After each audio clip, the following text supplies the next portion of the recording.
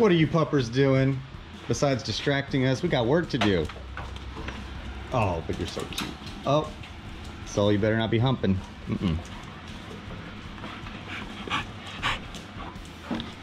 Anyway, we're at the shop. It's late night. I haven't filmed much today, but Xander's helping me out. We're getting the fuel stuff. Mr. Adam Boogeyman is helping me with my truck. Thank you guys so much for the help.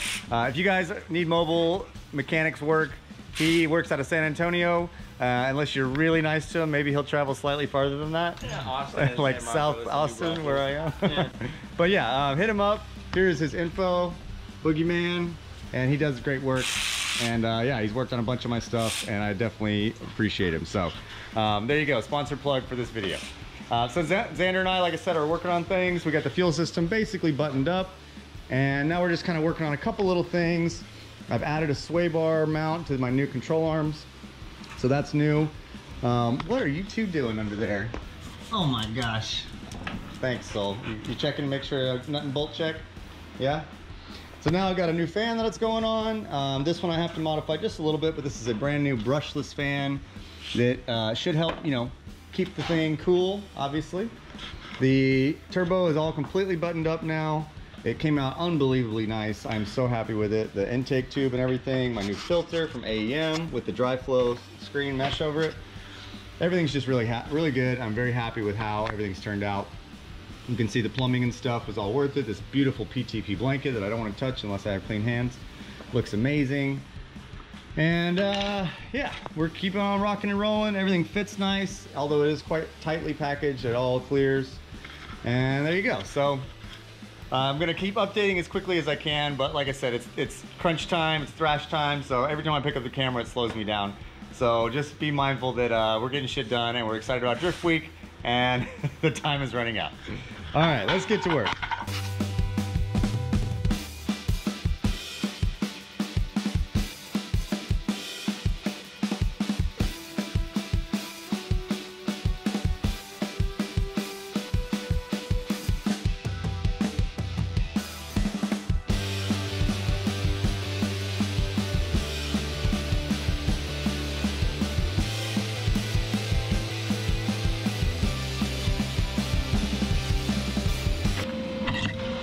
There you go. Little bead on top. Looks good. I'm sure it's gonna work. That's all I gotta do. So the interior is all good to go now, more or less. Dash is clean. My new Drift Week 2 fiber spoke wheel is on and looking amazing. I got my phone charger and everything set up and ready. The tablet's you know, installed, radio's working. Got my phone holder for both the e-brake and the windshield.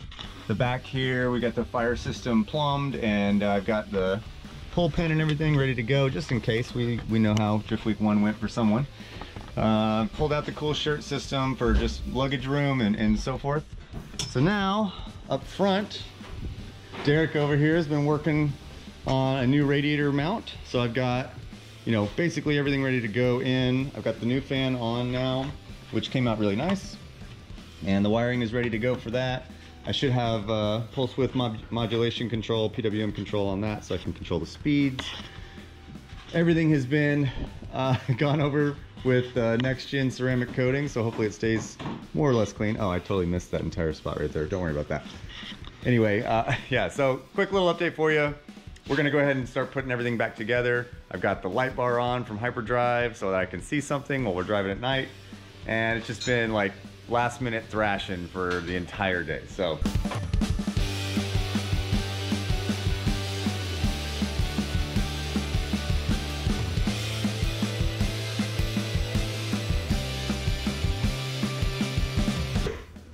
Derek fabbed up these fantastic little radiator holders. Keep it nice and sturdy on Drift Week. We got some coolant going in. I'm actually trying out, Redline's got this new product, it's called Super Cool. It's basically concentrated coolant with water wetter all built in. And it's supposed to reduce the temps. They claim 20 degrees, we'll find out.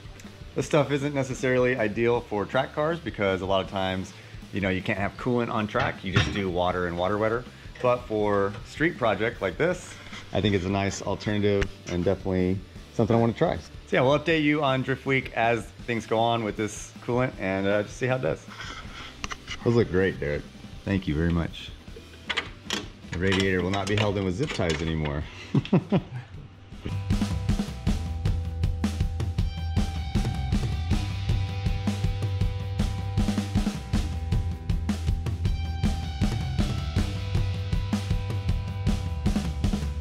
And I've officially found my passenger for Drift Week. Here she is. Her name's Comet. She's going with. Look, she fits perfect. Even the 5-point holds her in.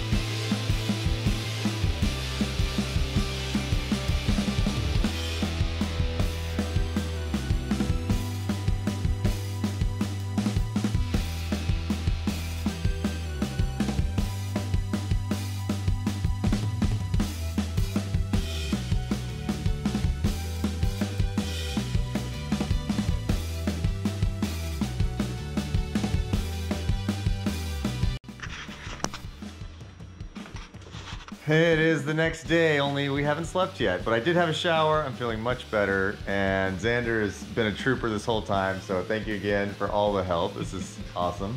We also have the sweetest pup. I don't know if you can see her.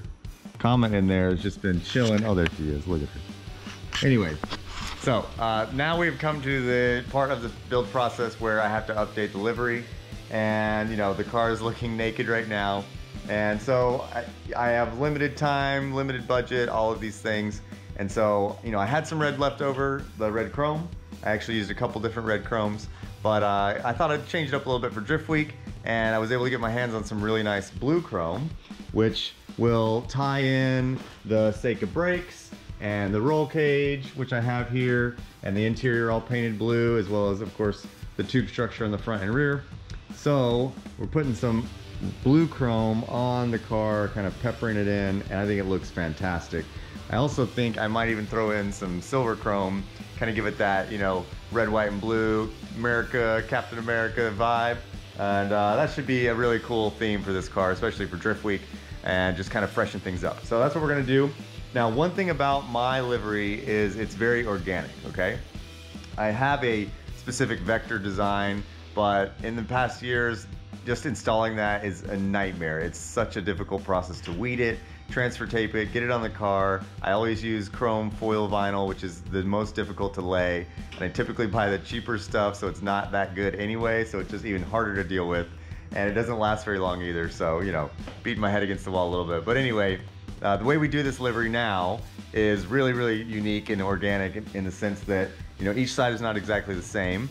Basically, I have all these different shapes that are part of my Shredder shards, and I cut them all out on some vinyl, and then instead of messing with weeding and transfer taping and all that, just simply grab a shard, take a look back at the car, and think, okay, where would this look good, right? And I just kind of use a little artistic creativity to develop the livery as it goes.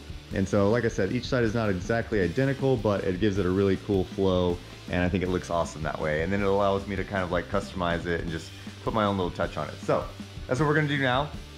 To update it, we're gonna, you know, grab a shard and take a step back and think, where would this look cool? And we try and, you know, mimic the flow of the livery already, and then just place it on like that. And if it looks good, great. If it doesn't like that, I can peel it and kind of change the position of it. Let's see how that looks. Still not quite the right angle. This is hard to do with one hand.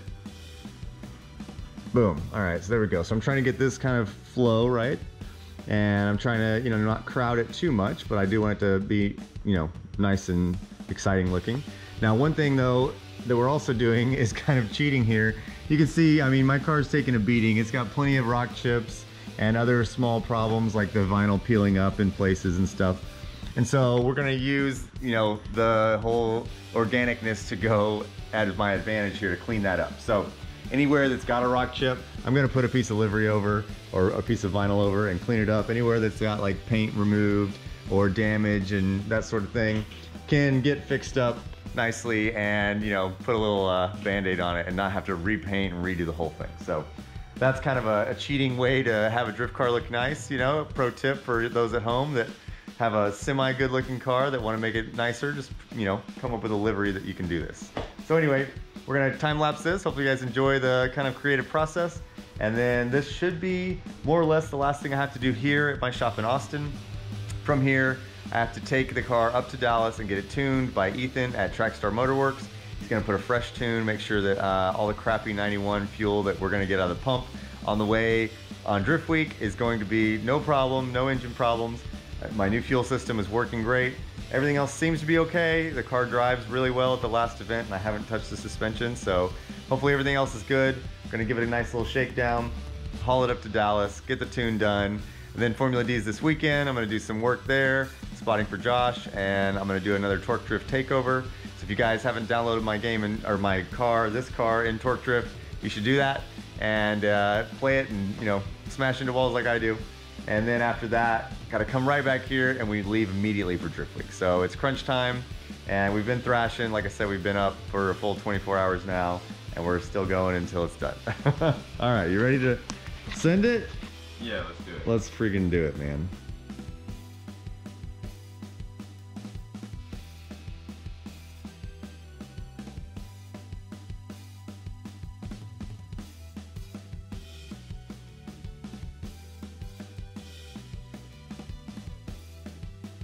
So something that you may not notice from the video is that I'm having multiple different types of red chrome and blue chrome. And I think that's really cool because it gives it a lot of depth. So you can see this is like a brighter, almost like a pink chrome. This is a traditional red chrome. This is a holographic red chrome. I even have one more here somewhere. Oh, here it is. And so this one's kind of more of like a coppery red chrome.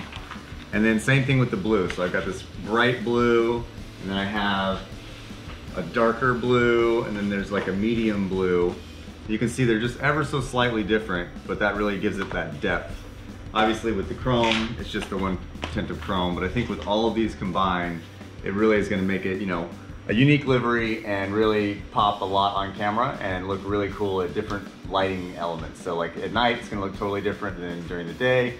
You know, golden hour and, you know, high noon, all of it's gonna look quite different. So it'll be a really cool like contrast that we get to see when I'm on track. Sometimes it's a night event, sometimes it's a day event. Like my 7, for example, is a reflective white, so that one's really bright and you can really see it. And just little things like that I think really make the car really exciting and cool.